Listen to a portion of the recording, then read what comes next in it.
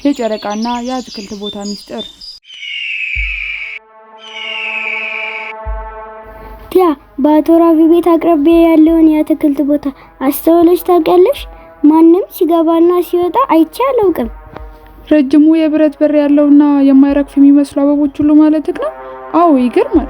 ሰዎች ተንኮለኛ ነው ይላሉ፣ ግን በእነዚያ ታሪኮች አላምንም። ዛሬ ማታ ተደብቀን ብንገባስ ምስጢሩን መፍታት እንችላለን? አላውቅም ቶፉ፣ የሚያስደነግጥ ስሜት ይሰማኛል። ምናልባት አይተነው እንተወዋለን።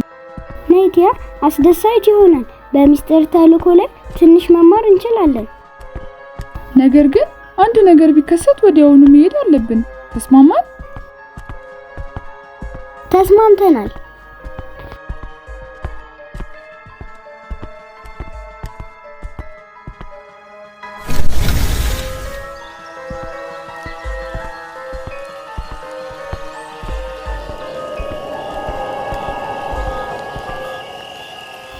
ይህ ቦታ ቆንጆ ነው፣ ግን ለየት ያለ ይመስላል።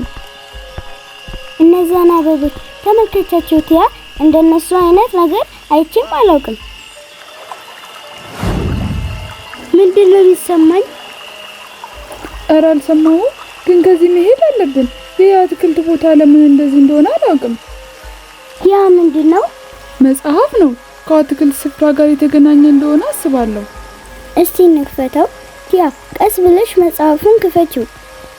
ስለ አንዲት አሮጊት ሴት ከተነገሩን ታሪኮች ጋር በአትክልቱ ስፍራ የተለየ ምልክቶችና ስዕሎች ተሞልቷል። ጎረቤት ቤት ውስጥ ይኖሩ የነበሩ መጽሐፍቶች እንደሚለው እጽዋትና አስማትን የምትወድ ፈዋሽ ነበረች። አንድ ቀን ግን በሚስጥር ጠፋች። የአትክልት ቦታው ከዚያ ጊዜ ጀምሮ መንፈሷን ሕያው ሆኖ ቆይቷል። እዚህ የአትክልት ስፍራው ለዘላለም ቆንጆ ሆኖ እንደሚቀጥል ይናገራል። ነገር ግን ጎብኚዎቹ በደግነት ቢይዙት ብቻ ነው። አበቦቹን ከቆረጡ ወይንም ሰላሙን ካወቁ የአትክልት ቦታው እረፍት ይነሳዋል እና ጠባቂ ይመጣል። ጠባቂ? ያ አስፈሪ ይመስላል። ቲያ ያ ምን ማለት ነው? የአትክልት ቦታዬን የሚረብሸው ማን ነው? ቲያ አሁን መሄድ ያለብን ይመስለኛል።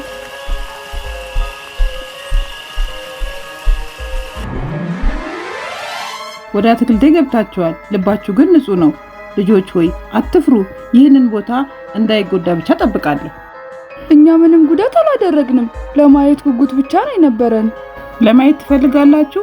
ነገር ግን አስታውሱ፣ እያንዳንዱ ቦታ የራሱ የሆኑ ሕጎች አሉት። ይህ የአትክልት ቦታ በደግነትና በአክብሮት ይታወቃል። ለአበቦች ሕይወት ይሰጣል እና በምላሹ ምንም ጉዳት እንዳያደርስባቸው ይጠብቃል። ኦ በጣም ይቅርታ፣ አናውቅም ነበር። ይቅርታህን ተቀብያለሁ። ግን አስታውሱ፣ ተፈጥሮን ሁልጊዜ በአግባቡ ያዙ። ከዚህ በኋላ በዓለም ላይ ሰላምና ውበት ታገኛላችሁ። ዛሬ ማታ ጠቃሚ ትምህርት ተምረናል ቶፉ። እኛ ተፈጥሮን እንድናደንቅ ብቻ ሳይሆን የእኛ ክብርና እንክብካቤ ያስፈልገዋል።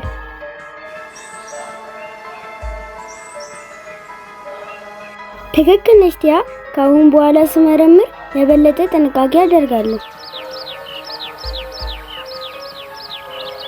ተፈጥሮ ውብ ነው፣ ነገር ግን በአክብሮትና በደግነት መጠበቅ አለበት።